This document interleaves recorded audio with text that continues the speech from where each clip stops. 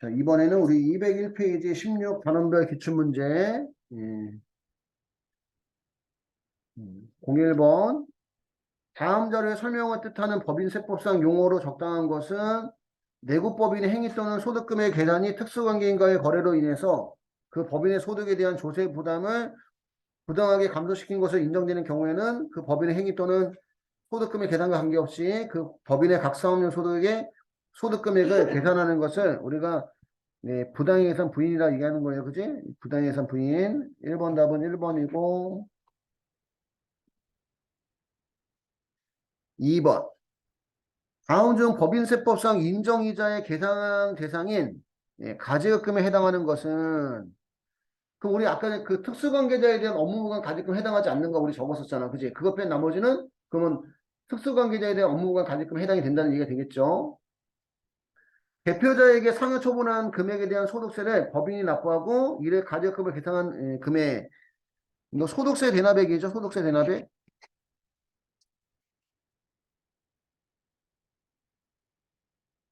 특수관계자에 대한 업무관 가지금에 해당하지 않는 게 경주소가 퇴합. 거기서 소득세 대납액이 있었죠. 예, 그 대표자 상여 처리한 거에 대해서 소득세 대납하거나 미지급한 소득에 대해서 소득세 대납하거나 이거는 이제 특수관계자에 대한 업무관 가지금 해당되지 않고 사용인에 대한 월정 사용인. 사용인은 임원이 아니죠. 그지? 그지? 사용인에 대한 월정 금액의 범위 안에서 일시적 급료의 가불금도 특수관계자에 대한 업무가 가지금에 들어가지 않습니다. 이건 사용인만. 몇 가지는 사용인만 되는 게 있었죠. 경조사비, 가불금, 학자금 대액은 사용인만. 무주택 종업원에 대한 국민주택 취득자금 대여액. 이거 주택자금 대여 이익이거든. 주택자금 대여 이익.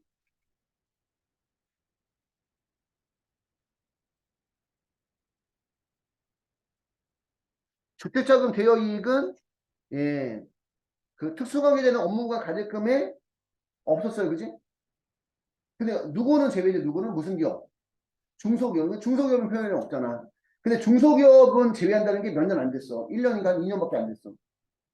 그러니까 80일에 때는 이 내용이 없었을 수도 있어. 중소기업이 아니라는 얘기가. 일단 지금 답은 3번입니다. 3번이고. 근데 다시 한번 얘기하지만 여기서 중소기업 종업원에 대한 거다 그러면 업무가 가지금 해당되지 않는 겁니다. 사용인에 대한 경조사비 또는 학자금, 경조사비나 학자금도 누구만? 사용인만. 그치? 사용인만 특수관계자에 대한 업무가 가지금에 해당하지 않는 거고요.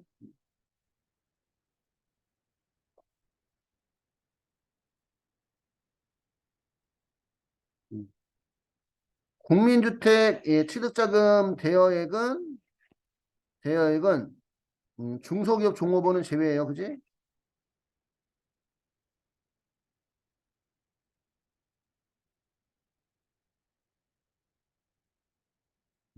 중소기업 종업원은 제외라는 거 알고 있어야 되고 3번 다음 중 법인세법상 부당행위상 부인에 대한 설명을 틀린 것은 특수관계인과의 거래에만 적용하는 규정이죠. 그지? 특수관계인과의 거래가 조세 부담을 부당히 감소시킨다면 그 계산 인정하지 않겠다. 법인의 소득에 대한 조세 부담을 부당하게 감소시킨 것으로 인정되는 경우 적용하는 규정이고 자산을 시가보다 높은 가격으로 매입한 경우는 적용하지 않는다. 3번 틀렸죠? 자산을 시가보다 높은 가격으로 매입한 경우는 무슨 매입이야 이거? 고가 매입이에요. 고가 매입도 해당이 되죠. 그지? 고가 매입, 저가 영도, 보유 차입, 저율대여. 무수익 자산의 매입이나 현물 출자, 그 다음에 불공정 자본거래. 이런 것들은 해당이 됩니다. 자산을 무상 또는 시가보다 낮은 가격으로 양도한 경우 저가 영도 해당이 되고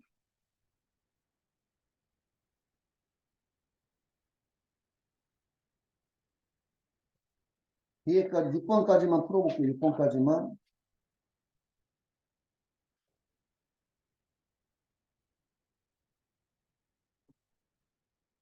4번.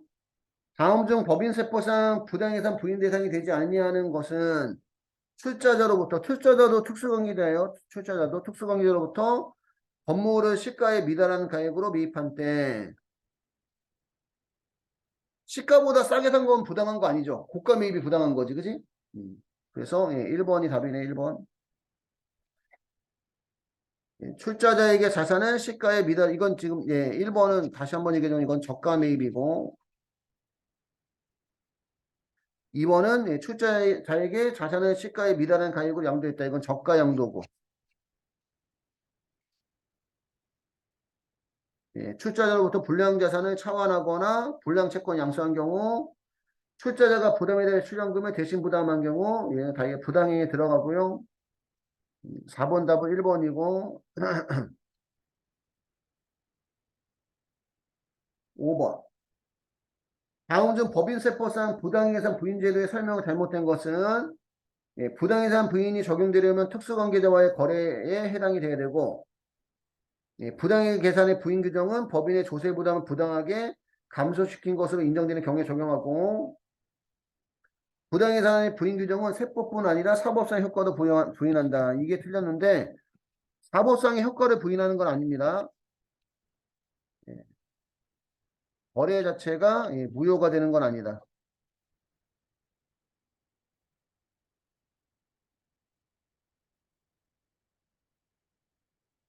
거래 자체는 인정하는 거죠. 근데 그 계산을 인정하지 않겠다는 거지. 시가 1억 원짜리를 2억에 샀을 때 샀다는 거는 거래를 인정한다. 하지만 1억에 산 게 아니라 시가 1억짜리 2억 주고 샀다면 시가 1억 주고 산 거로 보겠다. 그 계산을 부인하겠다는 그 계산을. 사법상의 효과를 부인한다는 건 거래 자체를 인정하지 않겠다는 얘기고. 달라요.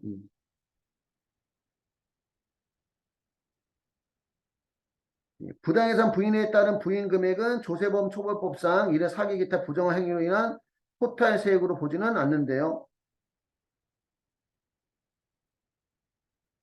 세금을 포탈한 걸로 보지는 않는다. 그래서 여기서 의도를 따지지는 않아요. 의도가 있었냐 의도가 없었냐 그거 따지지는 않는다. 하긴 나중에 고의적인 게 걸리면 또 달라질 수도 있긴 있겠죠. 06번. 다음 중 법인세법상 부당해산의 부인 규정이 적용되지 않는 경우는 주주의 주금 납입액을 대납한 경우 주주가 내야 될 돈을 회사가 대신 납입한 것도 부당행위고 출자 임원에게 무상호 사택을 제공한 경우 근데 출자 임원이 지분율이 몇 프로야? 소액주주 임원이에요. 소액주주 임원.